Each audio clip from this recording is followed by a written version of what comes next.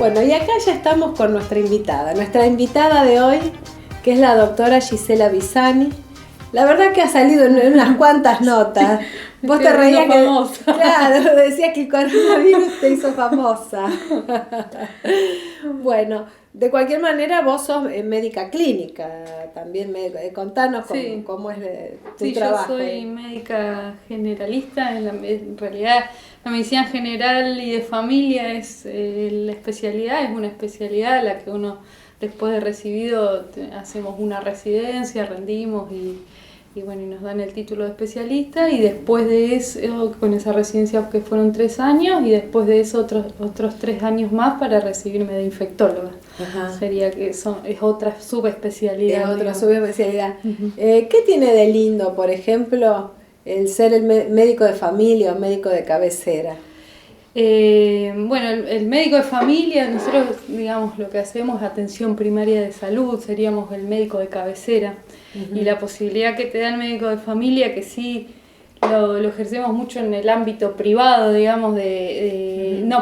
En el ámbito público. Yo trabajo en un centro de salud, atendemos a toda la familia, tenemos historias clínicas familiares, atendemos desde el embarazo, el niño cuando nace, conocemos a la familia, somos los médicos de cabecera de la familia. Y eso está bueno porque uno va siguiendo la historia de ese paciente, ¿no claro, es cierto? Entonces después, por supuesto que en la atención intervienen muchos médicos, interconsultores, otros especialistas, pero siempre el paciente, digamos, la persona vuelve a nuestro consultorio y tenemos todo un seguimiento de historia clínica. Claro. Uh-huh. Y bueno, y acá en la parte privada que yo ejerzo acá en Carcarañá es un poco eso, pero ya más de manera individual, no tanto familiar, pero sí sería médico de cabecera. Claro, claro. Y está bueno porque además está bueno eso de no hacer siempre todo de especialista en especialista, porque si no a veces se pierden... una especialidad se pierde lo otro que le pasa al paciente. Claro, ¿no es eso, en realidad el paciente, la persona, esto es un todo, digamos, de un contexto, claro. Y a veces ver partes individuales no te permite ver el contexto, en qué se está presentando a lo mejor una enfermedad, cuáles son sus antecedentes familiares, claro. Personales.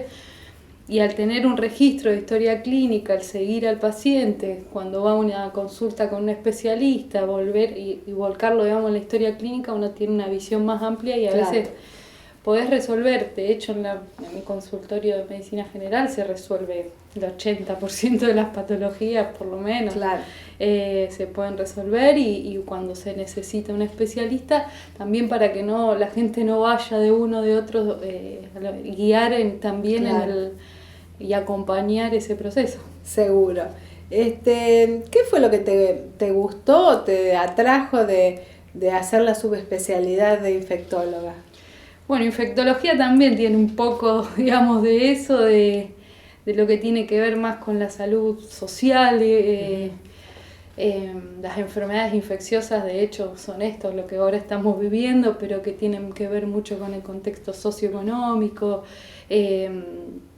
Y bueno, en realidad en el momento cuando yo elegí la especialidad era porque tenía la idea de participar de alguna organización internacional como Médicos Sin Fronteras, intenté entrar, después bueno, por algunas cuestiones no pude hacer. Estás muy a tiempo. Y bueno, y fue por eso que me fui más para ese lado de la infectología, claro. Porque te abre un campo, digamos, en esto de la salud social. ¿Te gusta, de alguna forma, la aventura de ser médico en otros lugares? Sí, era mi idea, digamos, cuando terminé la facultad. De hecho, algunas cosas participé, claro. De algunas ONG y estuve en trabajo así de campo y bueno, después la vida te va acomodando por otro claro, lado. Sí, seguro. Y bueno. Te va sacando sueños la vida. Pero bueno, ¿te imaginaste que en algún momento iba a ser como la especialidad estrella?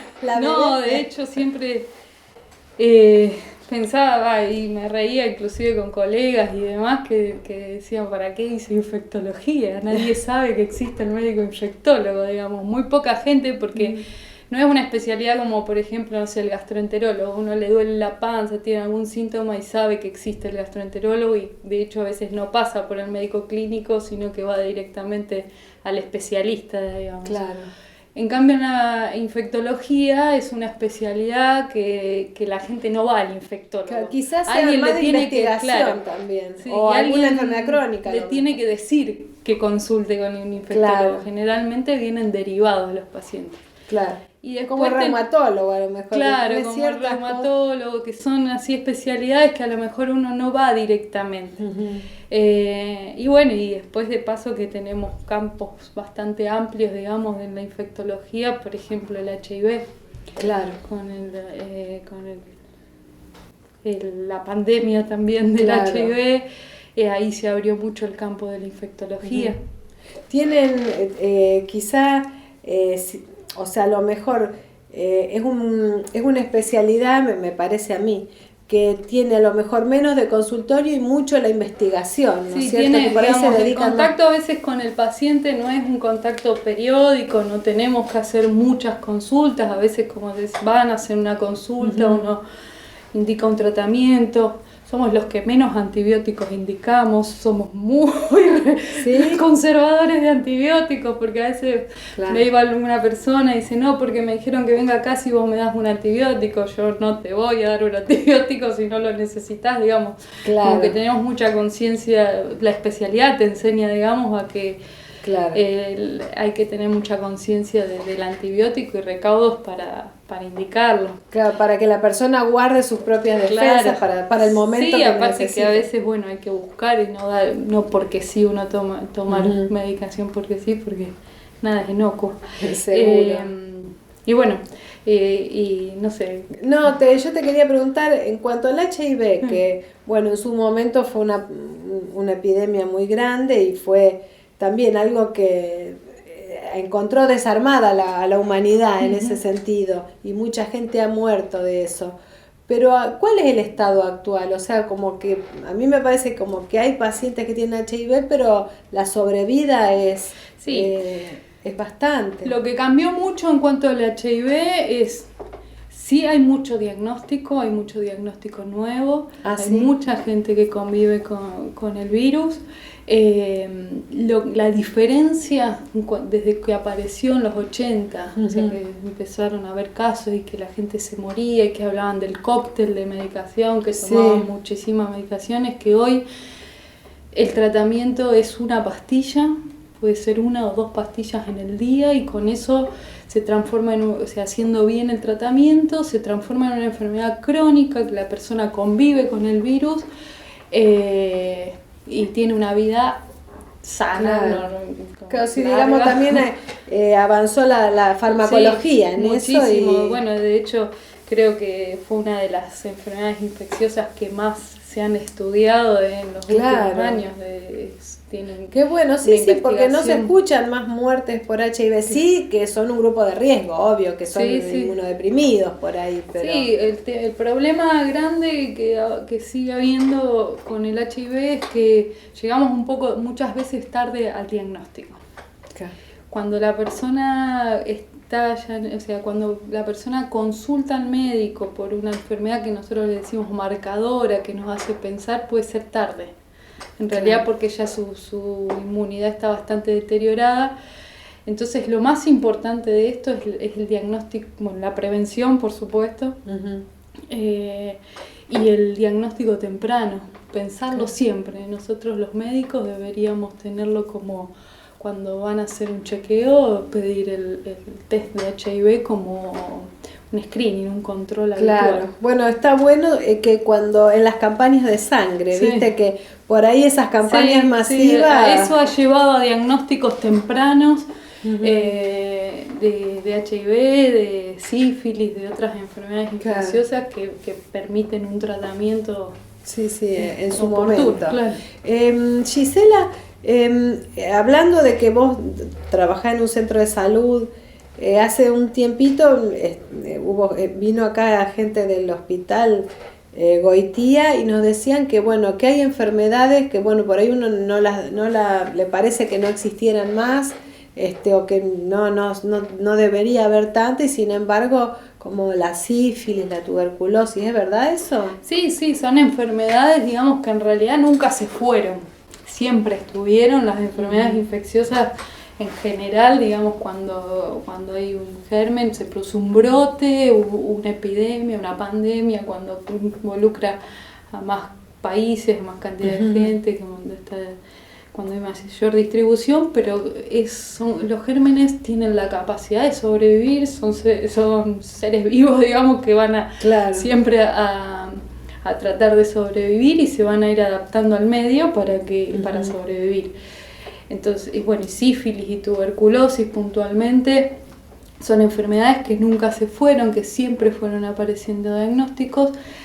Con sífilis puntualmente hay una epidemia, hay muchos la verdad que me quedé pasmada de que hay muchos casos diagnósticos nuevos, a todas las edades, digamos, no hay una edad de prevalencia, sino que puede aparecer, se presenta en cualquier edad, es de transmisión sexual.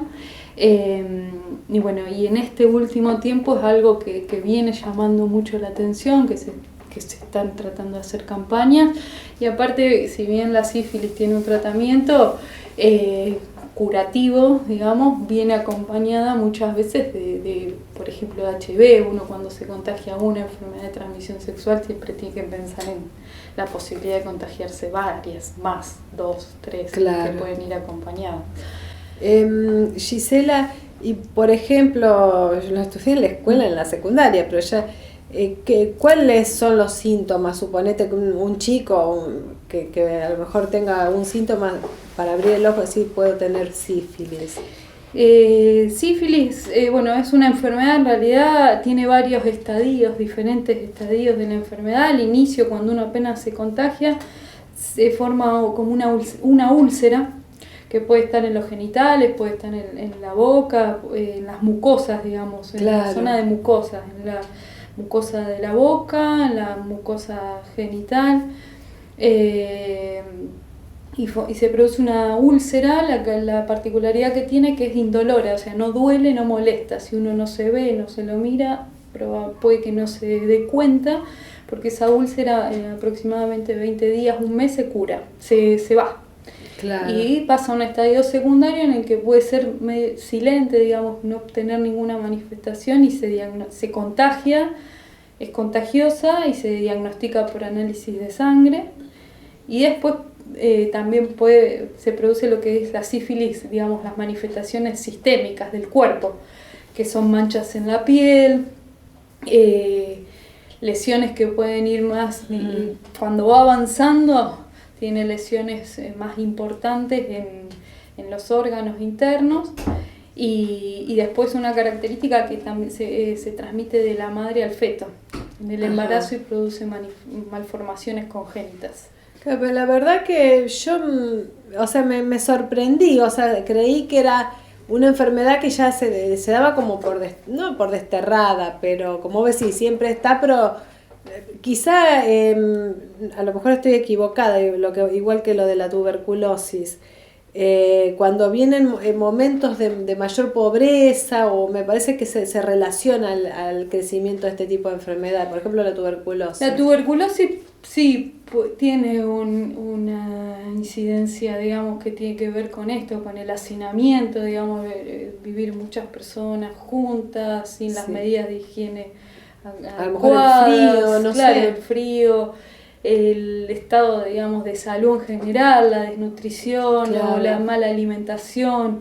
En tuberculosis tiene que la ver sífilis un poco más con la... Y en sífilis... Con digamos, la libertad sexual, de alguna forma. Sí, hoy siempre, en realidad, esto se transmite por vía sexual, se previene con un preservativo, como el HIV. Entonces, y lo importante también es el diagnóstico temprano, para poder hacer un tratamiento. Claro, sí. La verdad que un poco todo este tema del COVID, del que vamos a hablar después en el segundo bloque, porque al final el tema que de alguna forma parece que todo el mundo está hablando de eso porque realmente es un problema que nos aqueja. Lo vamos a dejar para después, pero bueno, salieron estos otros temas porque por ahí hay muchas enfermedades infectocontagiosas que no son el COVID. Digo que todo esto como que hace resurgir el tema de la importancia de las vacunas, ¿no es cierto? Estábamos hablando antes fuera de cámara de cuántas enfermedades han dejado de existir y enfermedades muy graves y muy, o sea, muy dolorosas, con muertes muy feas para el ser humano, ¿no es cierto? Sí, nosotros, digamos, las vacunas son importantes. Tienen, o sea, por un lado, la importancia para erradicar enfermedades, también hay indicaciones precisas de las vacunas, porque bueno, por eso hay un cronograma, digamos, un calendario de vacunas en las edades en las que se debe colocar y demás que hay que respetar, pero sí digamos, fueron para la medicina uno de los descubrimientos que salvó más vidas, porque yo no lo viví, pero la viruela fue terrible en un momento y se erradicó gracias a las vacunas. Tétanos, por ejemplo, si bien aparecen casos aislados de gente no vacunada, la mayoría hemos recibido, por más que a veces no tenemos el esquema completo como correspondería, pero la mayoría hemos recibido algunas dosis de antitetánica y hizo que sea hoy una enfermedad que prácticamente no se ve. No se escucha el caso de tétanos, ¿no es cierto? Algún caso, yo en el 2010 por ahí, que ya había empezado la residencia de infectología, habíamos visto un caso de tétanos en Rosario, pero era una cosa así muy rara. Muy rara. Porque, o sea, uno lo da como por consabido, que ya como no se ve esa enfermedad en este momento, parece que no le da importancia a la vacuna. Pero yo también me acuerdo cuando la estudié en la secundaria, es una muerte terrible la del tétano, pues una contracción de todos los músculos. Sí, se mueren, digamos, conscientes y asfixiados porque se va la verdad que sí, es algo que cambió la vida de la medicina. Bueno, y después otra que también fue sumamente importante, que sigue siendo, es la de la poliomielitis, que actualmente hay gente que todavía convive con secuelas de polio. Nosotros un poco más jóvenes no lo hemos visto porque ya estaba, ya nos pusieron, digamos, la vacuna que estaba dentro del calendario, pero hay gente que convive con secuelas de polio y era terrible en su momento. Y qué triste para una madre que a un hijo le pase eso, ¿no es cierto? Y después, que hace poco, o antes de que pase todo esto de coronavirus, que también empezamos a escuchar mucho desde el año pasado, resurgimiento del sarampión. Ajá, sí, también. Y bueno, hablan de los movimientos antivacunas, que puede tener que ver con eso o no, pero bueno, la no correcta vacunación con la triple viral, por eso se hicieron campañas nuevas de colocación de triple viral. La triple viral previene el sarampión, la rubiola y la papera. Que rubiola en realidad para un niño no es una enfermedad grave, pero sí evitó muchísimos casos de malformaciones congénitas en las embarazadas. El corte que hizo la vacuna con respecto a la rubiola. Claro. El tema de, por ejemplo, la confección en sí de la vacuna, ¿quién lo desarrolla? ¿Un infectólogo o un farmacéutico? Y en general son estudios, digamos, que intervienen, porque aparte tienen distintas fases. Hay gente, digamos, yo soy infectóloga clínica, yo estoy en contacto, voy más para el lado de la atención del paciente. Después hay infectólogos que se dedican a investigación, hay farmacéuticos, bioquímicos que se dedican a investigación, también intervienen biotecnólogos. En la investigación, en el desarrollo de una vacuna, intervienen muchos profesionales y hay distintas fases en las cuales primero es el desarrollo molecular de la vacuna, la prueba in vitro, digamos, que es el ensayo de laboratorio. Después se pasa a otra fase que es la prueba en animales de laboratorio, que se evalúa la respuesta, posibles efectos adversos. se mide anticuerpos, es la capacidad de generar una respuesta a esta vacuna que nos prevenga las enfermedades. Después se pasa al desarrollo a pruebas en pequeños grupos de humanos, que son personas que en realidad se ofrecen para ese estudio, sí. Y después de eso en otro grupo de personas un poco mayor, y después a mayor escala, y ahí tiene como 4 fases la aprobación de una vacuna. Por eso es tan difícil, digamos, no es algo tan rápido. Mucho tiempo, ¿sí? Gisela, bueno, vamos a ir un corte y ahora vamos a seguir con más preguntas.